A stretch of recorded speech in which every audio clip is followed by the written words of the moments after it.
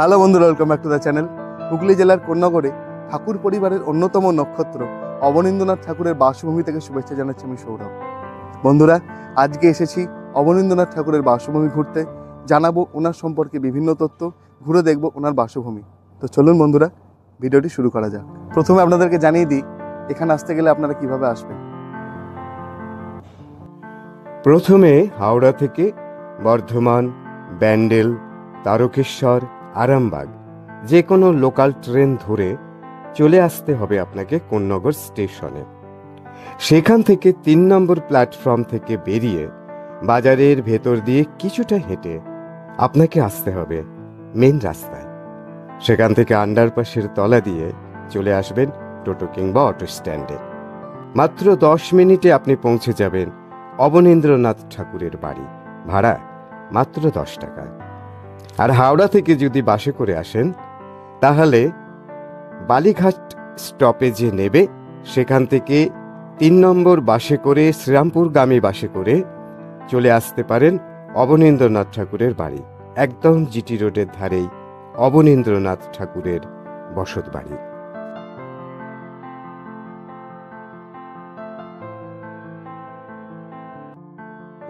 GT রোডের ধারেই অবনীন্দ্রনাথ ঠাকুরের রয়েছে আবক্ষ মর্মর মূর্তি, আর এই মূর্তির পাশ দিয়েই চলে গেছে তার বাড়ি যাবার রাস্তা।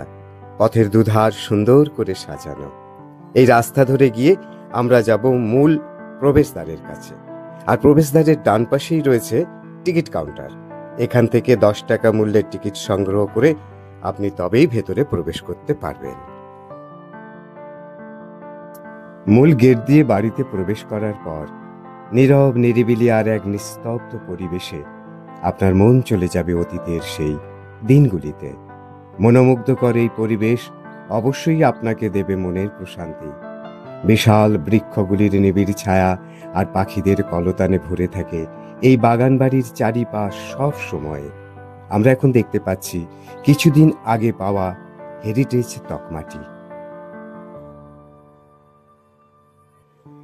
বাড়ির প্রবেশদ্বার দিয়ে প্রবেশ করলেই ডান দিকে আপনার চোখে পড়বে সার্ভেন্ট কোয়ার্টার। বর্তমানে সেগুলির কোনটায় রন্ধনশালা, কোনোটায় গ্রন্থাগার, কোনোটায় দপ্তর, আবার কোনোটা দ্বাররক্ষীর জন্য বরাদ্দ করা হয়েছে। আমরা এখন গ্রন্থাগারে প্রবেশ করলাম, যেখানে সংগৃহীত আছে অবনীন্দ্রনাথের সাহিত্যকৃতির অমূল্য সম্পদ।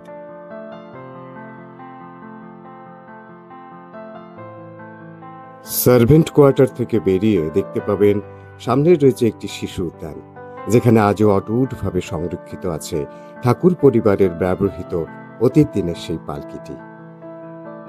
আসুন এবার আমরা আমাদের প্রিয় চিত্রশিল্পী অবনীন্দ্রনাথ ঠাকুরের বসতবাড়ি এবং বাগানবাড়ি দেখতে যাব। গঙ্গা নদীর তীরে যে বাগানবাড়ি একদিন চিত্রশিল্পী এবং শিশু সাহিত্যে নক্ষত্র হতে স্বপ্ন দেখিয়েছিল। অবনীন্দ্রনাথের বসতভূমিতে প্রবেশ করলেই মনে হবে আপনি সেই অতীত দিনের সময়ে চলে এসেছেন। ঠিক মধ্য গগনে ঠাকুর পরিবার যখন উজ্জ্বল রৌদ্রের মতন উজ্জ্বল হয়েছিলেন, ফিরে পাবেন আপনি সেই দিনগুলিকে। নেবের বাগান বাড়ির নরম ঘাসের উপর দিয়ে হাঁটতে হাঁটতে আর পাখিদের কলতান শুনতে শুনতে আপনি কখন যেন আপনার নিজের অজান্তেই আপনার নিজের ভেতরে হয়ে যাবেন একজন চিত্রশিল্পী।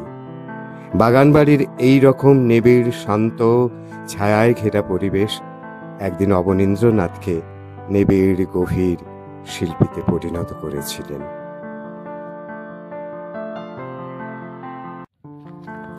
নুড়ি পাথর বিছানো পথ ধরে হেঁটে যাব এখন সেই কুঁড়ে ঘরটির কাছে, যে ঘরে সযত্নে সংরক্ষিত আছে নন্দন তত্ত্বের দিশারি শিল্পী অবনীন্দ্রনাথ ঠাকুরের আবক্ষ মর্মর মূর্তি।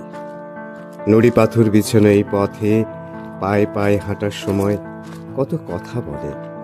এই সেই কুঁড়ে ঘর, যে ঘরটি দেখে ছোটবেলায় এই বাড়িতে বসেই কুঁড়ে ঘর আঁকা শিখেছিলেন অবনীন্দ্রনাথ ঠাকুর। বর্তমানে আমরা ঘরটির সংস্কার রূপ দেখছি, তখন কিন্তু এই ঘরটি এমন ছিল না।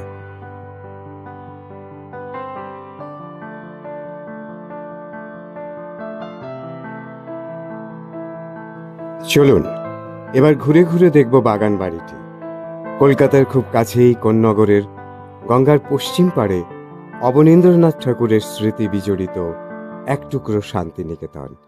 শান্তির নিবিড় ছায়া চারিপাশে যেন পরিব্যাপ্ত হয়ে আছে। মনোমুগ্ধকর এই পরিবেশে একটা দিন আপনার ভীষণ ভালো লাগবে, ভীষণ শান্তি দেবে আপনার মনকে। আস্তে আস্তে আমরা হেঁটে চলেছি বাগান বাড়িটির দিকে। বাড়ির ভিতরে এখন আমরা প্রবেশ করব এবং দেখব সংগৃহীত বিভিন্ন নিদর্শনগুলিকে।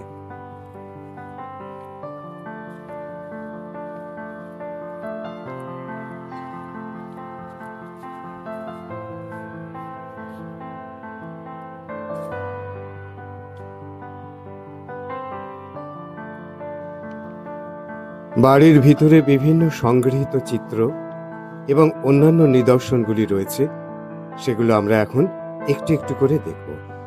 তার আঁকা ছবিগুলো এখানে এখন হয়তো নেই, কিন্তু তার সৃষ্টি ছবিগুলির আমরা রেপ্লিকা হিসেবে এখানে দেখতে পাবো। এখন বিশাল প্রশস্ত সব ঘর, উদার মনের মতো আকাশের মতো মস্ত বড় বড় সব ঘর, যে ঘরে অবস্থান করে অবনীন্দ্রনাথ ঠাকুরের মন একদিন উদার আকাশের মতো বিকাশ হয়েছিল। কখনো তুলি দিয়ে, কখনো শব্দবন্ধ দিয়ে ছবি এঁকে গিয়েছিলেন আপন মনে। এইসব ঘরে বসেই তিনি। আমরা এখন দেখছি তাঁর প্রশস্ত বিশাল আকাশের মতো ঘরগুলি, আর ফিরে ফিরে যাচ্ছি যেন সেই অতীতের দিকে। শিল্পী অবনীন্দ্রনাথ ঠাকুরের অনেক সত্তা ছিল। তিনি যেমন কড়া শিক্ষক, তেমনি ছিলেন ছাত্র অন্তঃপ্রাণ। শিল্পের জন্য তিনি নিবেদিত ছিলেন। রবীন্দ্রনাথের সঙ্গে তার কাকা ভাইপোর সম্পর্ক, বয়সের ব্যবধান মাত্র 10 বছর, কিন্তু লেখায় রবীন্দ্রনাথ, আঁকায় অবন ঠাকুর। এ এক অদ্ভুত মেলবন্ধন। তাদের সেতু হয়ে উঠেছিল শান্তিনিকেতন। অথচ কি অদ্ভুত সমাপতন! 7ই আগস্ট 22 শ্রাবণ কবিগুরুর মৃত্যু দিবস, আর সেই দিনই জন্ম মহান এই মনীষীর। তাই তো বিশ্বভারতীর এই শোকের দিনে জন্মদিন পালন হয় না অবন ঠাকুরের। ভারতবর্ষের আধুনিক চিত্রশিল্পের জনক বলা হয় তাঁকে। শিশু সাহিত্যেও যার তুলনা পাওয়া যায় না।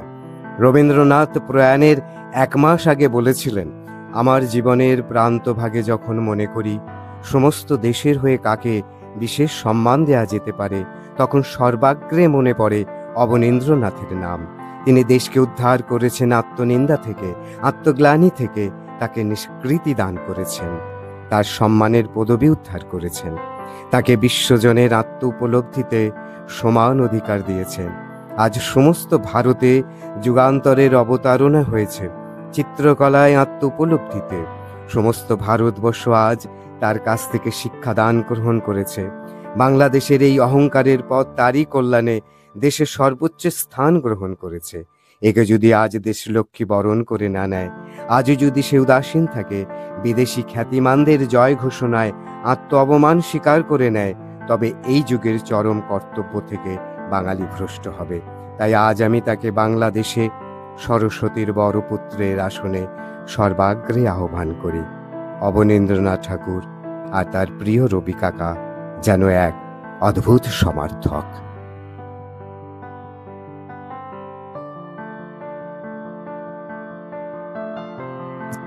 কলকাতার খুব কাছেই কোন্নগরে গঙ্গার পশ্চিম তীরে অবনীন্দ্রনাথ ঠাকুরের স্মৃতি বিজড়িত বাগান বাড়ি, যেন এক টুকরো ছোট্ট শান্তিনিকেতন।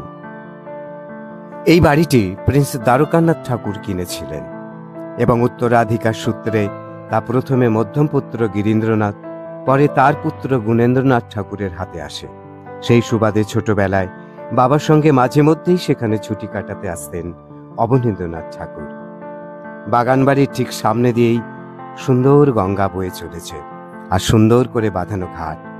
ওপারেই ঠাকুর পরিবারের আরেকটি বাগান বাড়ি, পানিরহাটি বাগান বাড়ি বা পেনেটির বাগান বাড়ি, যেখানে মাঝে মধ্যে থাকতেন জ্যোতিরিন্দ্রনাথ ঠাকুর, হাজির হতেন প্রিয় রবি কাকা, রবীন্দ্রনাথ ঠাকুর। অবন ঠাকুরেরও যাতায়াত ছিল ওই বাড়িতে। গঙ্গার চমৎকার বর্ণনা দিয়েছেন অবনীন্দ্রনাথ।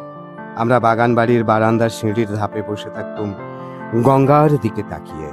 দেখতে পেতাম কোনোটা পাল তুলে, কোনোটা ধীরে, কোনোটা বা জোরে হু হু করে চলে যাচ্ছে। অবন ঠাকুর বাগান বাড়ি থেকে নিয়মিত গঙ্গা দেখতেন।